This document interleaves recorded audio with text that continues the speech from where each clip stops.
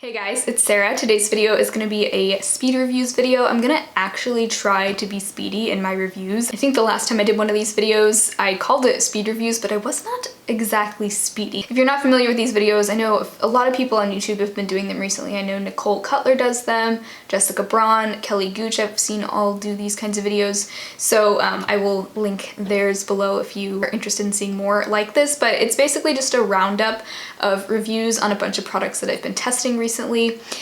Several of these products are ones that I hauled, I think, back in November, so it's been a while. It's taken me a while to figure out my thoughts on them, but a few ColourPop products, and then some products that I haven't had for quite as long also. So let's start with those older products. Actually, I think I'll just go in order of how I would apply these to my face.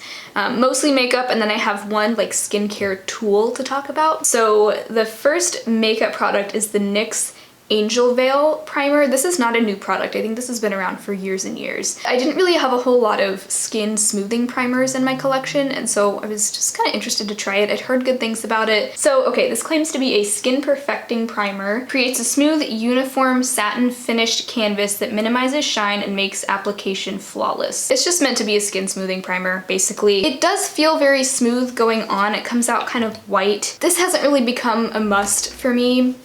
I feel like right now I'm really reaching for a lot of hydrating primers because my skin's just been really dry. And this is definitely not a primer that you're gonna wanna reach for if you're trying to make your skin look less dry. Like, for example, I'm actually about to review the Flower Light Illusion Foundation, which tends to look a little dry on my skin, even though it claims to be luminous. And so I have this primer underneath it today, and I feel like my skin looks maybe even a little more dry than usual than it normally does with this foundation. And I don't really feel like it lessens the look of pores very much, so not something that I would really recommend, but I know some people love it, so it probably really does depend on your skin type. Then I have, like I said, the Flower Light Illusion Foundation. This is a luminous foundation. It says luminous makeup, nude skin feel. It has broad spectrum SPF 18. I have the shade Shell L0. I had really high hopes for this. I thought that this would be comparable to my favorite Physicians Formula Healthy Foundation, RIP. Not only is that foundation being discontinued, but Physicians Formula is also no longer cruelty-free. I do not find this similar to the Physicians Formula Healthy Foundation at all. I went back to using it today after kind of putting it away for a little while, and I do feel like my skin has really gotten a lot less dry since I've incorporated some really good skincare recently.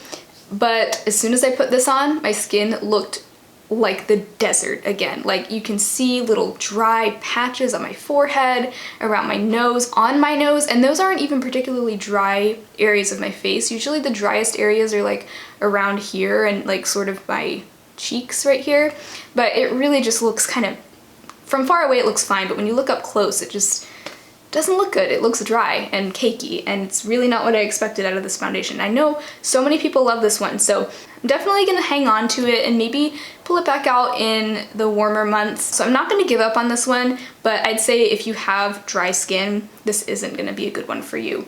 But maybe for people with more normal to oily skin, it might be better. I have a bunch of ColourPop products to talk about. These are all ones that I hauled, I think it was back in around November of 2019. I have a few Super Shock products.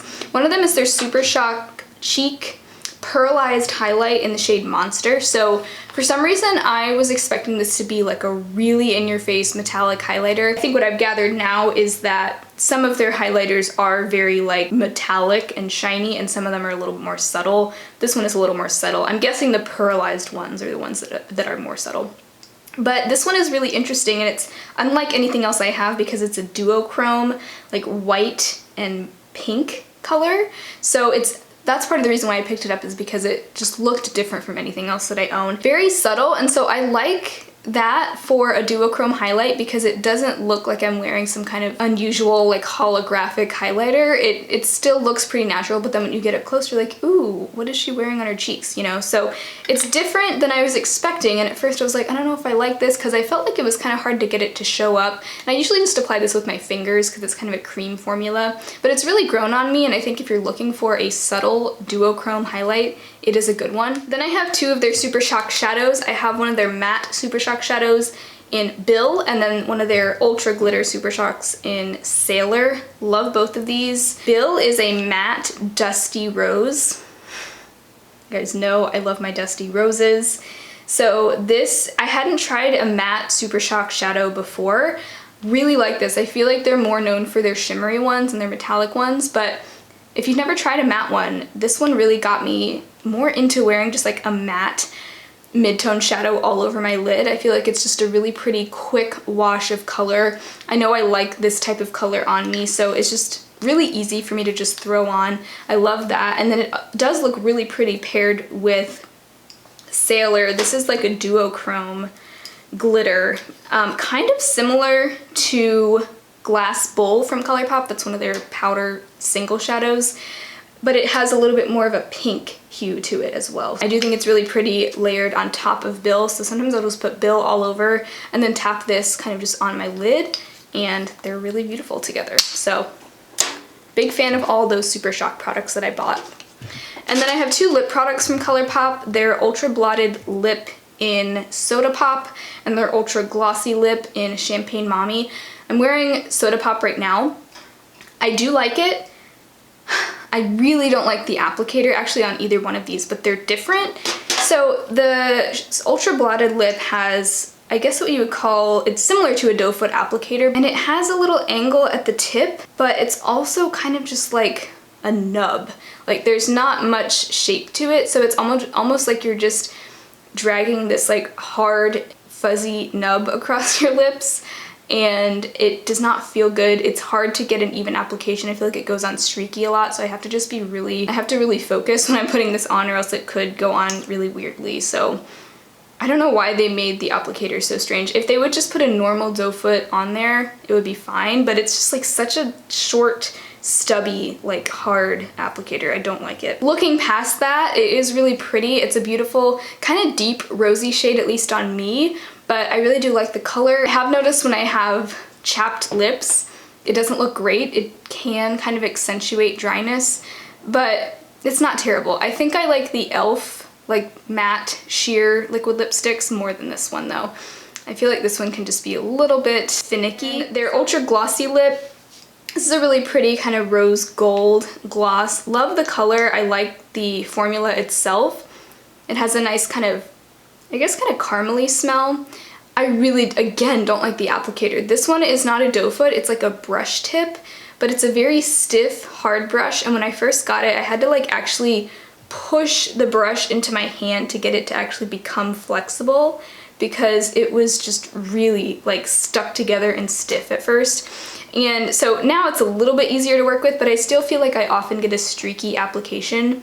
So if they would just put a nice normal doe foot like the NYX Butter Glosses have, or the Milani glosses, literally any other gloss in the world, it would be so much better. But I do really like that color. And then two ColourPop brushes. This was my first time delving into their brushes. I got their, I think it's called their Small Fluff. It's their F5. And then their E11, which is their flat eye defining brush.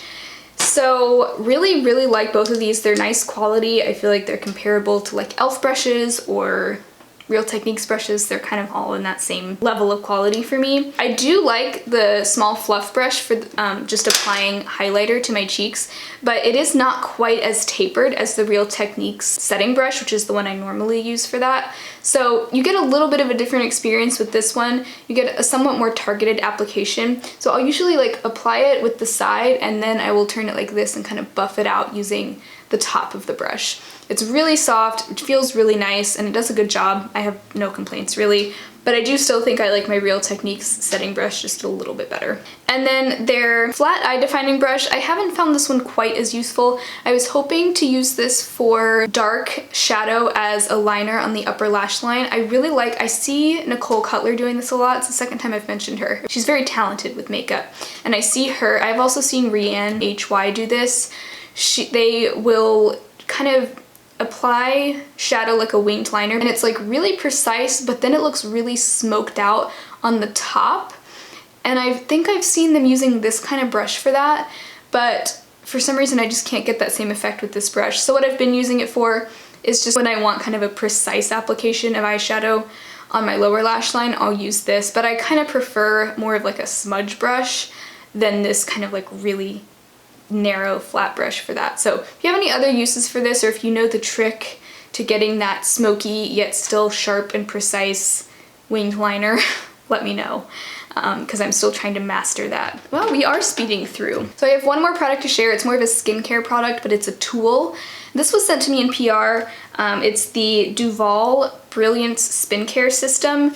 I've mostly been using the face brush and the body brush. It comes with a few different attachments. I always saw these different kinds of face brushes online and assumed they looked like really scratchy and rough, but when I got this in the mail, I realized, oh, it's actually a lot softer than I expected. And it comes with a body attachment, which I actually really like, and then two more like nail and pedicure attachments. This is like a pumice stone, and this is like a polisher. The only brushes I've really had a use for have been the face brush and the body brush. I've used both. I like it. I don't necessarily think most people need something like this. It feels really nice, I do have to say. Like the face brush, I will just kind of apply some cleanser directly onto the brush and then turn it on. And it does have 2 speeds. I pretty much use the slower speed every time though. So very easy to use. It is battery operated. I'm not really sure. So far the batteries haven't died and I've been using it for about a month, I would say. So I guess the battery life is pretty good for like, I guess I haven't been using it every day. I'd say I use it maybe every 3 days or so because I don't want to exfoliate my face too much. I don't feel like this is something I need every day. I think my skin might get a little irritated if I did it every day, but the face brush is nice. Sometimes I have to say it can feel a little tiny bit abrasive, so I don't know that it's something that's going to stay in my skincare routine forever, just because I really do think that your hands are plenty of physical exfoliation. Like you really don't need to physically exfoliate, especially if you're using AHA or BHA exfoliants, which I use both. The brush heads come off really easily. And then this is the larger body brush. I've also been using this. I think that out of all of them, this is the one I like the most because it really does feel nice. The face attachment is okay, but not something that I'm likely gonna end up using forever and ever. And I can't really speak to how long these brushes hold up because like I said, I've only been using them for a month. So far they're holding up just fine, but you know, you'd probably have to replace them maybe every 6 months, I would say, just for like sanitary reasons.